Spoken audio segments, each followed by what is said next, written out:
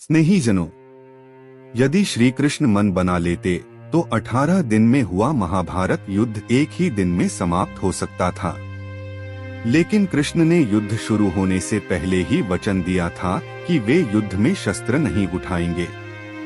अब सवाल यह उठता है कि यदि कृष्ण को छोड़ दें तो कुरुक्षेत्र युद्ध को एक ही दिन में समाप्त कर सकने वाला वह महावीर कौन था?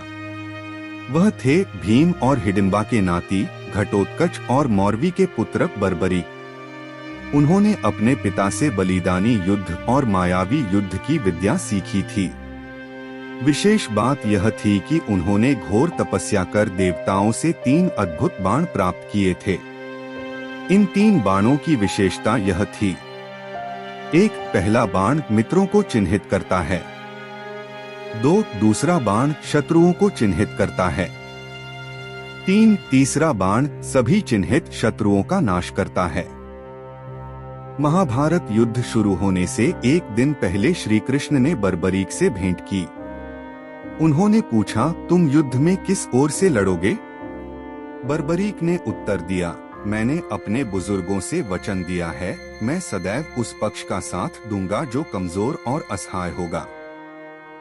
तब श्री कृष्ण ने कहा, कौरवों की सेना 11 अक्षौहिणी है और पांडवों की केवल 7 अक्षौहिणी।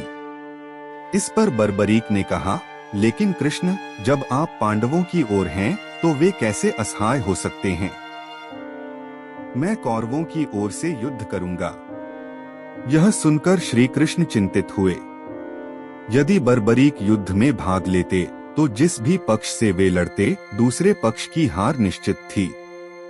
और यदि वे कमजोर पक्ष की ओर से बार बार बदलते रहते तो अंत में वे अकेले ही शेष रहते।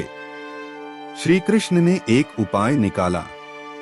उन्होंने बर्बरीक से एक वचन मांगा, उनका सिर। बर्बरीक ने सहर्ष सहमति दी, लेकिन एक विनती रखी, मैं इस महायुद्ध को पूरा देखना चाहता हूँ। श्री कृष्ण ने यह वचन स्वीकार किया और बर्बरीक ने स्वेच्छा से अपना सिर कृष्ण को अर्पण कर दिया। कृष्ण ने उस सिर को एक ऊंचे टीले पर रख दिया, जहां से वह पूरे 18 दिनों तक जीवित रहा और युद्ध को देखता रहा।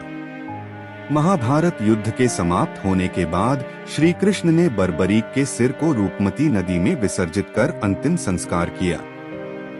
अधिक वीडियो के लिए हमारे चैनल को सब्सक्राइब करें।